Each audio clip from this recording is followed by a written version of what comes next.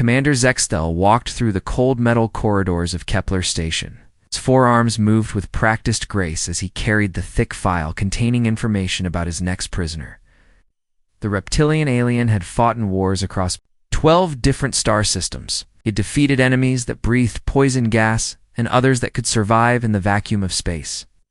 But nothing in his long military career had prepared him for the 3-year war against the humans. The war was over now. The ceasefire had been signed 6 months ago.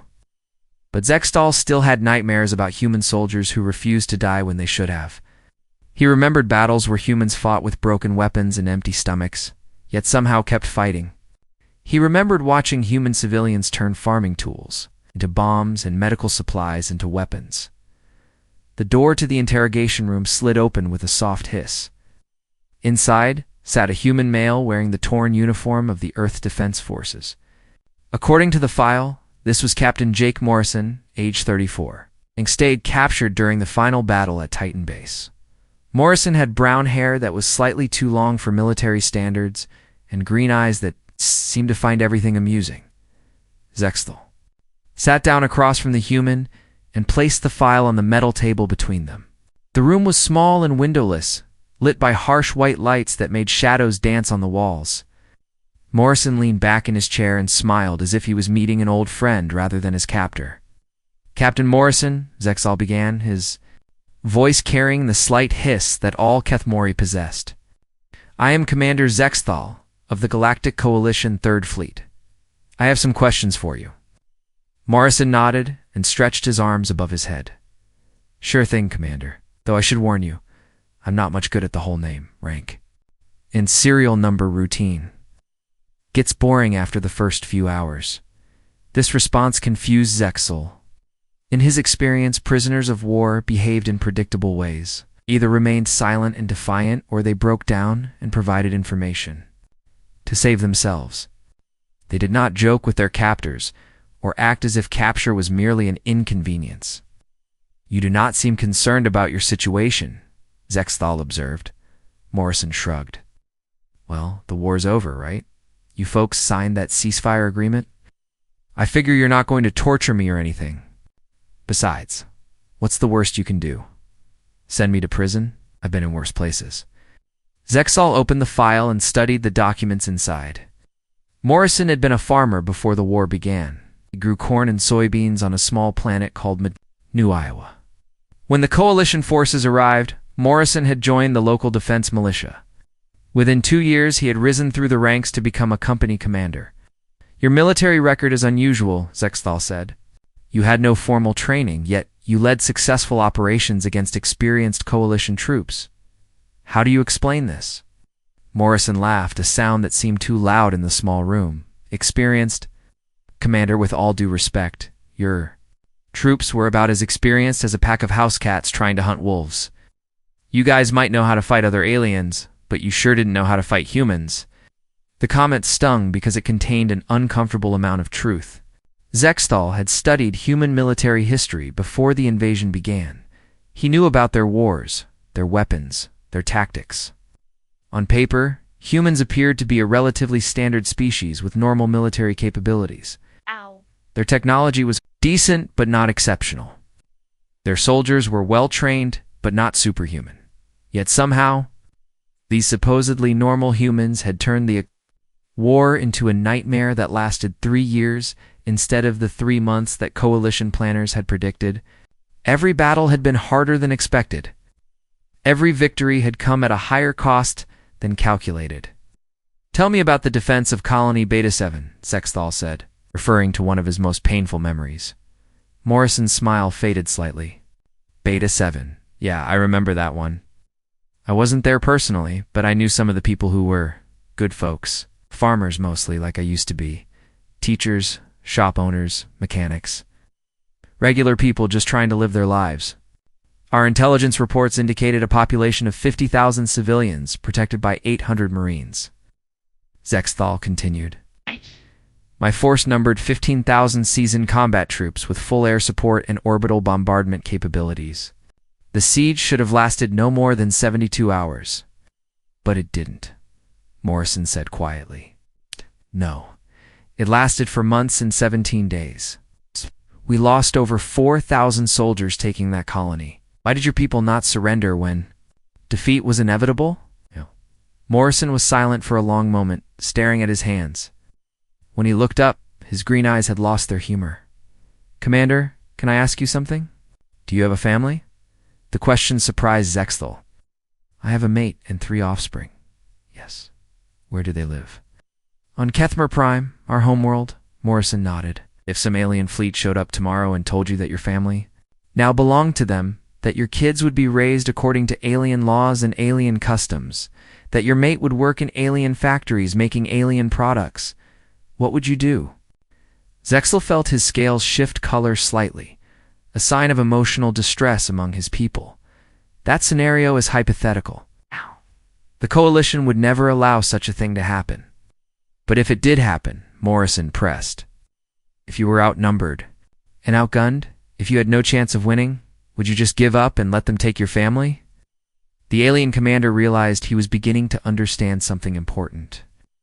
You were saying that the civilians at Beta 7 were fighting to protect their families?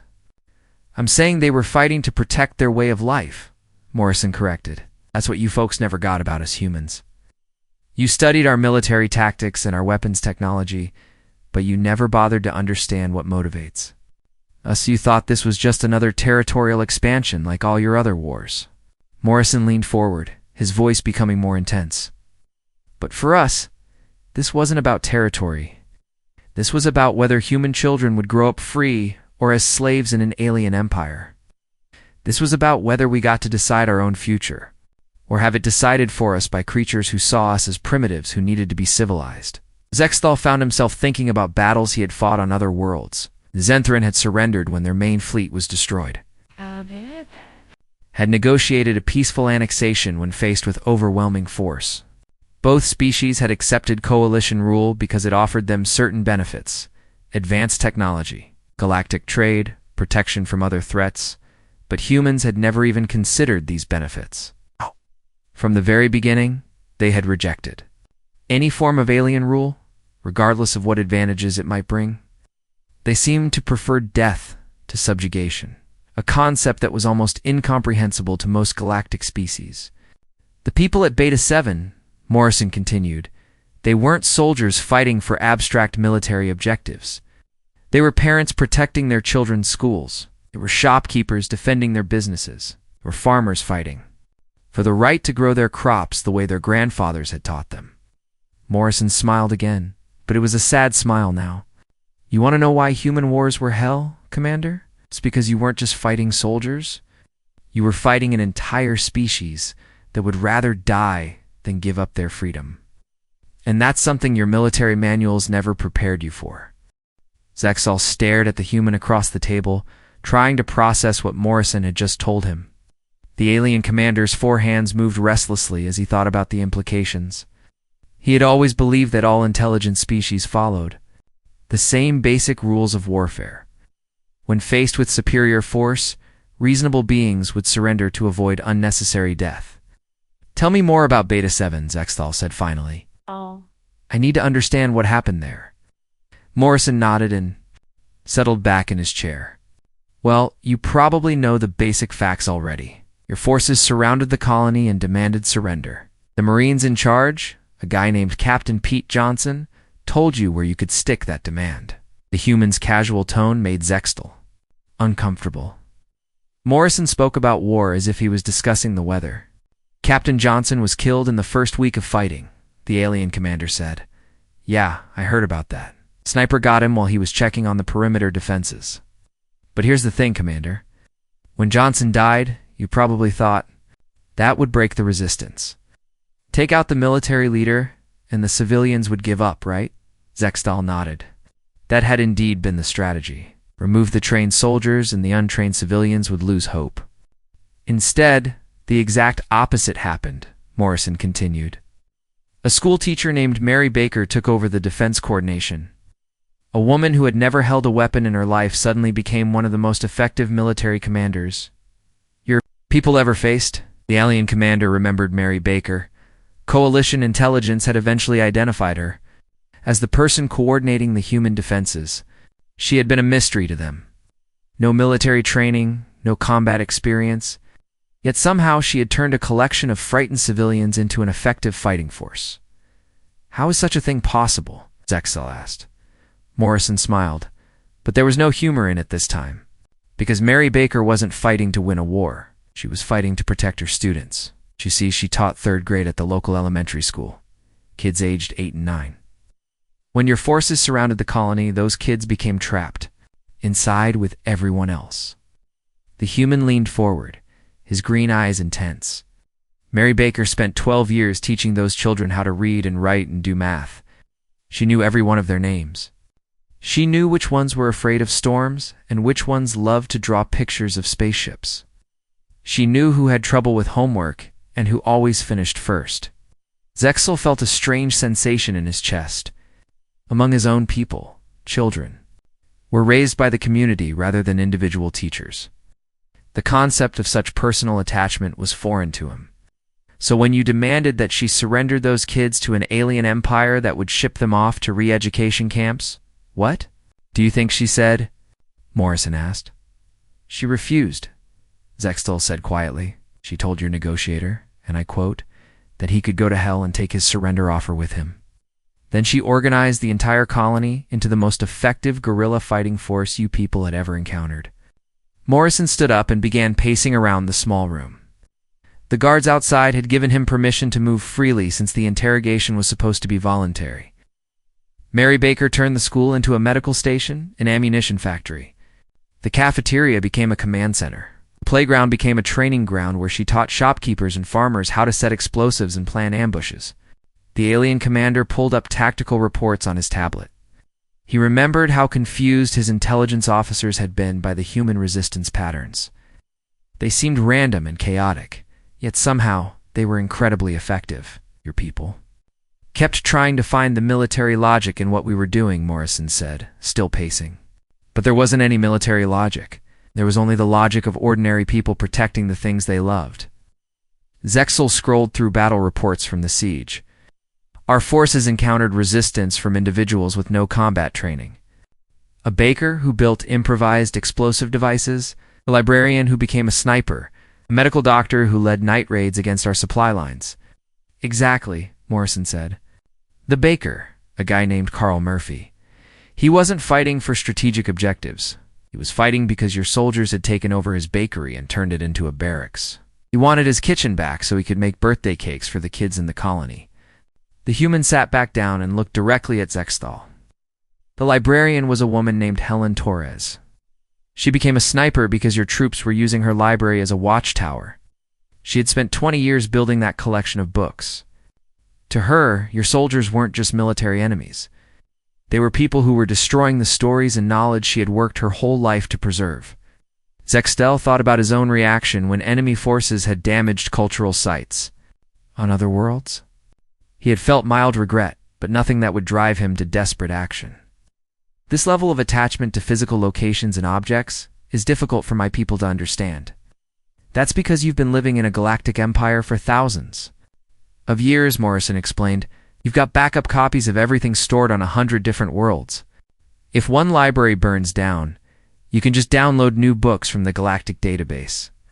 But these people, this was all they had. This was their whole world." "Oh." The alien commander continued reading the reports. The siege had dragged on far longer than anyone had expected. Every building in the colony had been turned into a fortress. The humans had dug tunnels connecting different structures, allowing them to move supplies and personnel without being detected. The doctor who led the raids, her name was Patricia Williams, Morrison said. She was a pediatrician. Her specialty was treating sick children. But when your forces cut off medical supplies to the colony, she started leading attacks on your supply convoys to steal medicine and bandages. Zexel found the report about Dr. Williams. She had been responsible for at least 30 successful raids against coalition supply lines. As our psychological profiles suggested, she should have been incapable of violence. Under normal circumstances, you would have been right, Morrison agreed. Patricia Williams had never hurt another living being in her entire life. She became a vegetarian because she didn't want to contribute to animal suffering. But when she watched children dying because they couldn't get the medicine they needed, something changed in her. The human's voice became quieter, more serious. I have to understand, Commander. These weren't professional soldiers following orders. These were people fighting for their families, their homes, their entire way of life. They weren't trying to win a military victory. They were trying to protect everything that made their lives worth living. Morrison paused and looked at the alien commander with an expression that was almost sympathetic. Your people made a fundamental mistake. Assumed that humans would behave like rational military opponents. You thought we would calculate the odds, realize we couldn't win, and surrender to minimize casualties. Zexel set down his tablet and met the human's gaze. But you did not behave rationally. No, Morrison said simply. We behaved like parents. And teachers and neighbors who were being told that our children would grow up as slaves in an alien empire? We behaved like human beings who valued freedom more than safety, dignity more than survival. The alien commander sat in silence for several minutes, trying to process this information.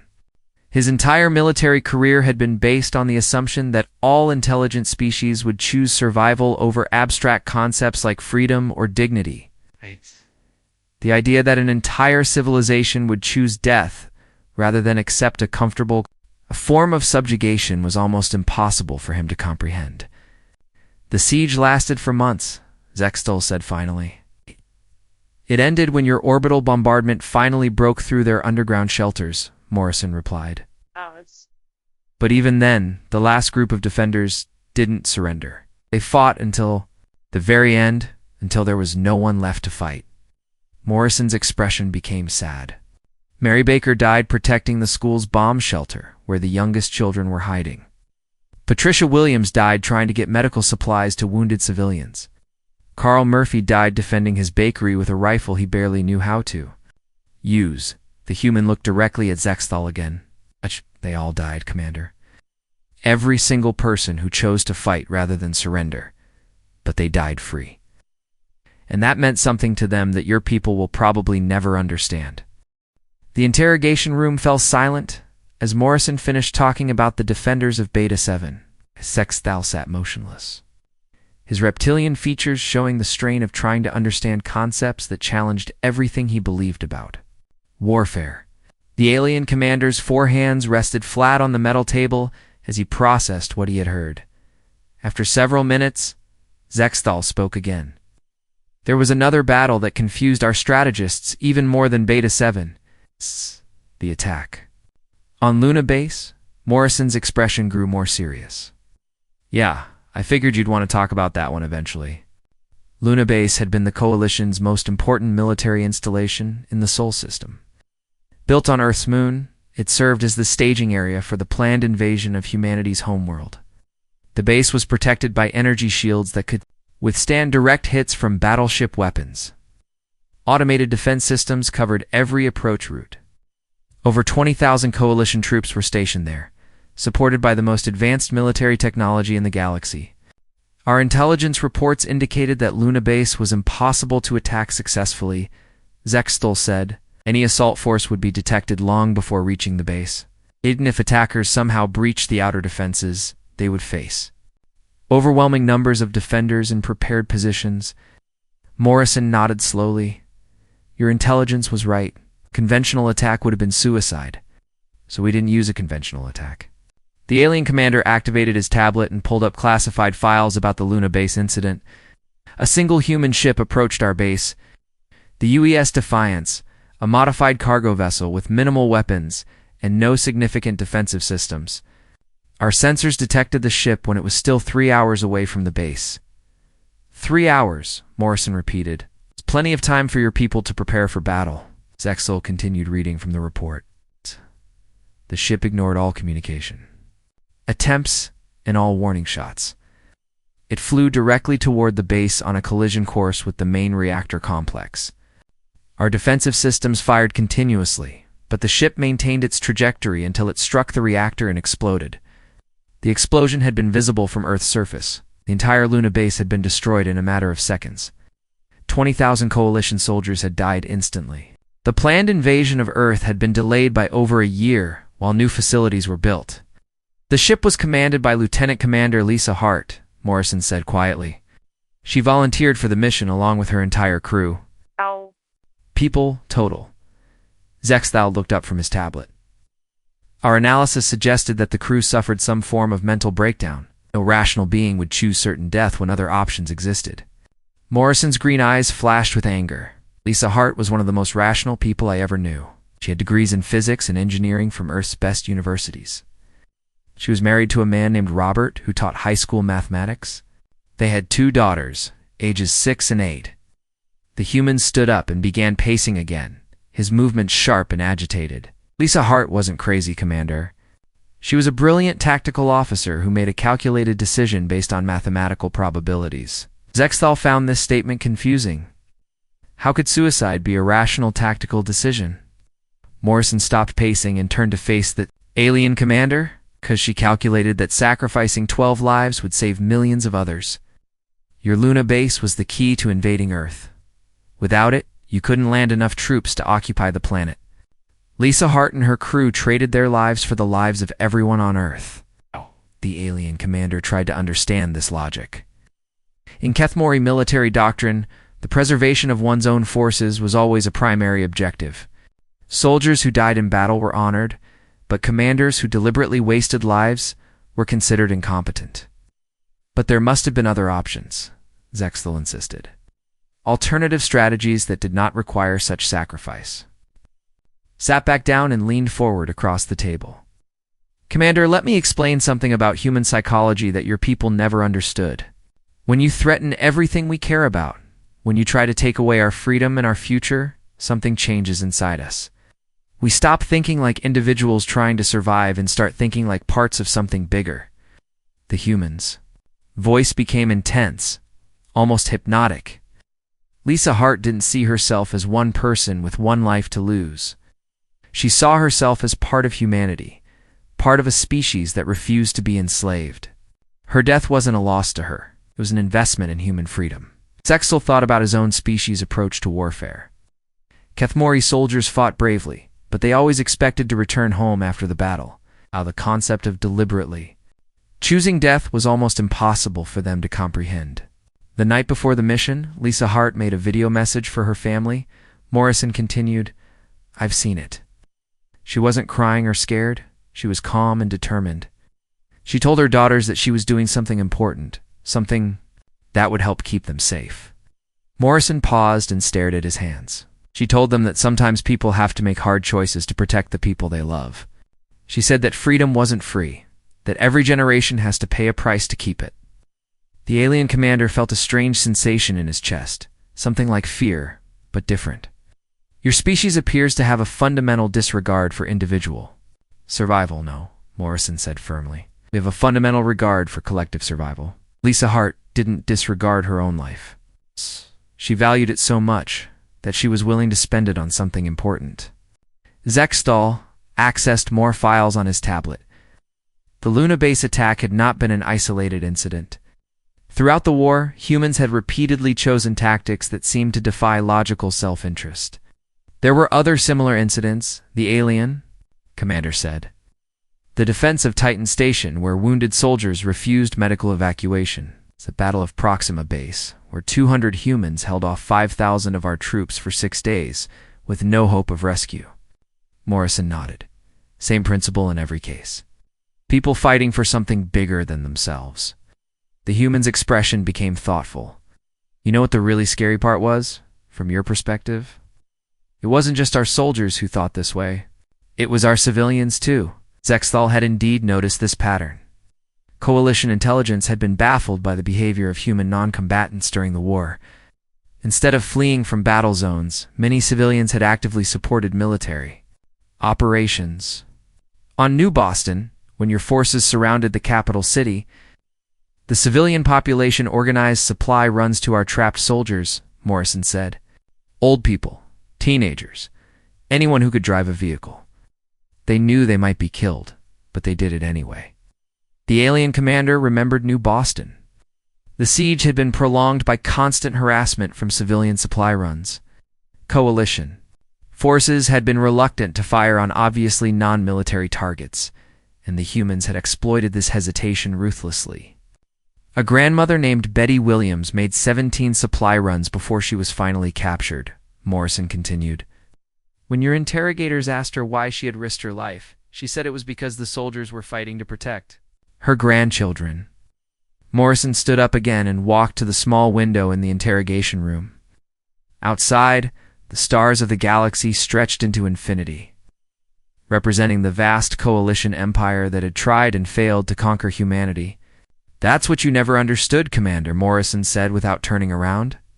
You thought you were fighting against human soldiers, but you were really fighting against human parents and grandparents and teachers and shopkeepers, who all believed that their children deserved to grow up free? The human turned back to face Zexthal. Every person you killed made the rest of us more determined. Every city you bombed became a symbol of why we had to keep fighting. You couldn't break our will because our will wasn't based on military calculations or strategic objectives. Morrison's voice became quiet but intense. Our will was based on love, Commander. Love for our families, love for our way of life, love for the idea that intelligent beings should be free to choose their own destiny. And that's something that can't be conquered by superior technology or overwhelming force? Stexel sat in silence, trying to process these revelations. His entire understanding of warfare had been based on rational calculations of cost and benefit. The idea that an entire species would choose to fight hopeless battles based on emotional attachments was almost incomprehensible to him, but as he thought about the countless battles of the war, the pattern became clear. Humans had never fought like a conquered people trying to minimize their losses. It fought like a free people determined to remain free, regardless of the cost. The Luna base attack changed everything, Morrison said finally. After that, your high command realized that conventional invasion tactics wouldn't work against us.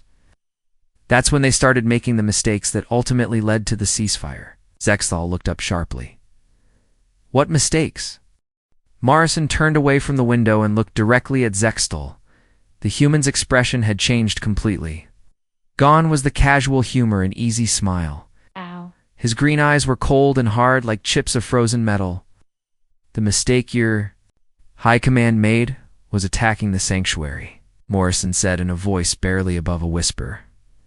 Zexthal felt his scales shift color involuntarily. Every coalition officer knew about the sanctuary incident. It was classified at the highest levels, discussed only in closed meetings between senior commanders. The fact that this human prisoner knew about it was deeply disturbing. I am not authorized to discuss that operation, Zexthal said carefully. Morrison laughed, but there was no humor in the sound. Operation? Is that what you call the murder of 3,000 innocent people? An operation? The alien commander's four hands gripped the edge of the table. The sanctuary had been a civilian refugee ship carrying non-combatants fleeing from war zones. Women, children, elderly people who had no connection to the human military. The ship had been clearly marked with medical symbols and had been broadcasting civilian identification codes. The sanctuary was destroyed by accident, Zexthal said, repeating the official coalition explanation. Our targeting systems malfunctioned during a routine patrol? Rosen's expression became even colder. Commander, we both know that's a lie. Your people targeted that ship deliberately. They wanted to break human morale by showing that nowhere was safe, not even clearly marked refugee vessels. The human began pacing around the small room again, but his movements were different now. Before, he had seemed relaxed and casual. Now he moved like a predator, his steps sharp and controlled. 3,000 people, Commander. 1,500. Children under the age of 12. 800 elderly refugees who were too old to fight but too weak to defend themselves.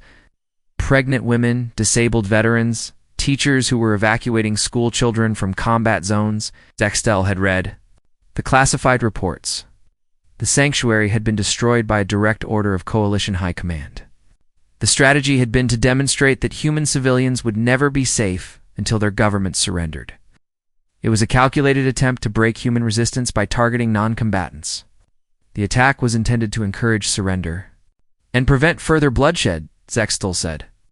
Knowing how weak the justification sounded, Morrison stopped pacing and slammed his hand down on the metal table. The sound echoed through the small room like a gunshot. You murdered children to encourage surrender. You killed babies to prevent bloodshed. The alien commander had never seen a human display such controlled rage. Morrison's entire body was tense, as if he was barely restraining himself from physical violence. But his voice remained steady, and his words remained clear. "Let me tell you what really happened after you destroyed the sanctuary," Morrison continued. "The mistake that ended this war." Morrison sat back down, but he did not relax. His green eyes remained fixed on Zexal with laser intensity. Before the sanctuary attack, humanity was divided. The Earth government was fighting your invasion, but the outer colonies were split. Some wanted to negotiate. Others wanted to surrender.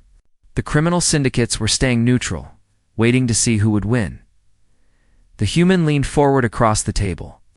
But when news of the sanctuary massacre reached every human settlement in the galaxy, something unprecedented happened.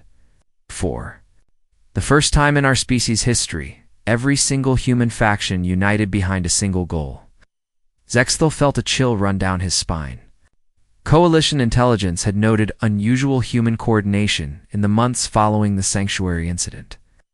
But they had attributed it to improved communication technology. The Earth Defense Forces, the colonial militias, the independent traders, even the pirate gangs and smuggling operations, Morrison listed. Everyone who had ever called themselves human joined together for one purpose: not to win the war, not to negotiate a peace treaty, to make absolutely certain that if humanity died, we wouldn't die alone. The alien commander's tablet beeped with an incoming message, but he ignored it. "What do you mean?"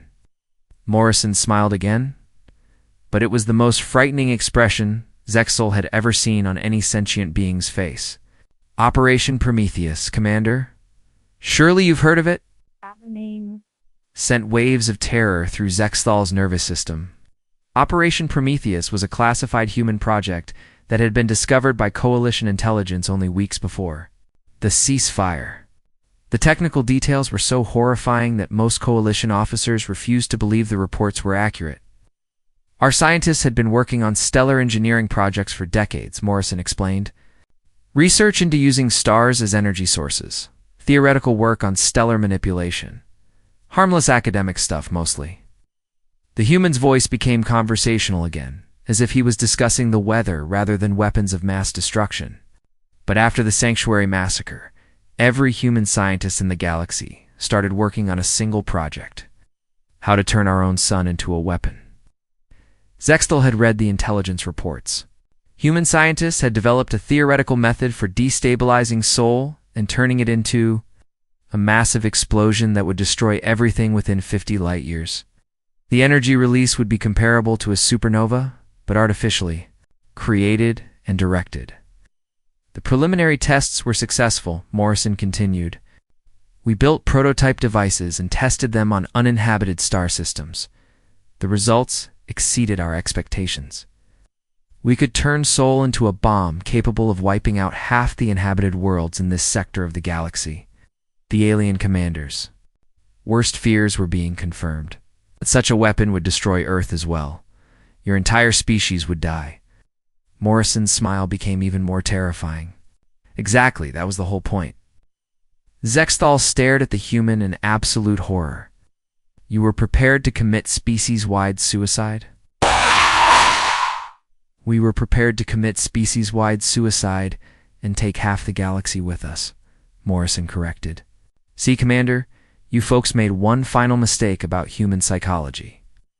You thought that threatening to destroy us would make us surrender. Instead, it made us decide that if we were going to die anyway, we might as well take our enemies with us." The human stood up and walked back to the window. Outside, the stars seemed dimmer somehow, as if they were aware of the conversation taking place in the small interrogation room. "The technical requirements were enormous," Morrison said. "We needed materials from a dozen different star systems. We needed coordination between scientists who had been enemies for decades. We needed manufacturing facilities that could produce components with tolerances measured in atomic widths." Morrison turned back to face Zexthal. but we had something. Your people had given us? We had unity. Every human in the galaxy was working toward the same goal. Not victory, not survival, but revenge. The alien commander felt physically sick. His species had nightmares about stellar weapons. The idea that an entire civilization would build such a device and point it at their own star was beyond anything in Kethmori imagination. When your high command learned about Prometheus, they had two choices, Morrison continued. They could complete their invasion of Earth and trigger a stellar explosion that would destroy dozens of coalition worlds. Or they could agree to a ceasefire and leave humanity alone. The Vesson sat back down and looked directly at Zextal. This is all. They chose the ceasefire. Not because they were generous or merciful, because they finally realized what they were really fighting. Human's voice became quiet but intense. You weren't fighting human soldiers or human governments or human military forces. You were fighting the human spirit. And the human spirit, when pushed to its absolute limit, is willing to burn down the universe rather than accept slavery. Zextal sat in stunned silence for several minutes. Everything about the war suddenly made sense. The desperate resistance at every colony, the refusal to surrender even when defeat was certain, the willingness of civilians to fight alongside soldiers. Humans had never been fighting to win. They had been fighting to prove that they could not be conquered. So that's why the ceasefire was signed, the alien commander said finally. Morrison nodded. Your people realized that conquering humanity was impossible. It could kill us all, but you couldn't make us submit. If you tried to kill us all, we would make sure you died with us.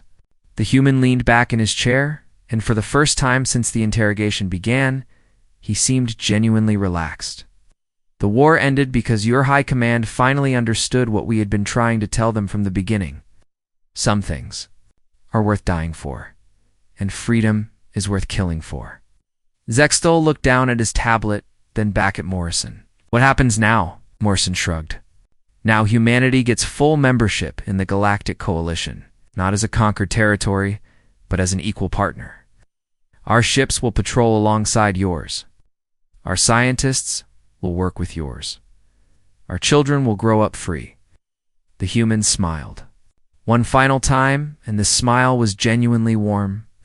And hopefully, Commander, no one will ever again make the mistake of thinking that humans can be forced to give up their freedom, because as you've learned, we'd rather burn down the galaxy than live as slaves.